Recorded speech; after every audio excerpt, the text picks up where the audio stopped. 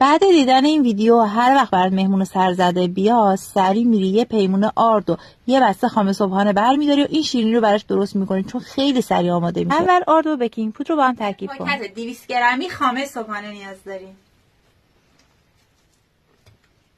و کمی زعفران برای اینکه شیرینیمون خوش رنگ‌تر بشه. اون رو جمع می‌کنیم.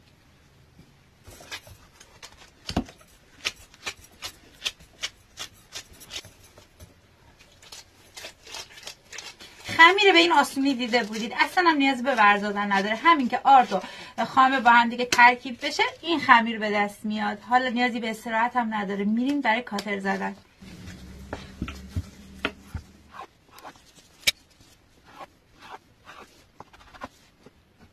اینم از شیرینی‌های برش زدم. روغن رو حتما بذارید کاملا داغ بشه.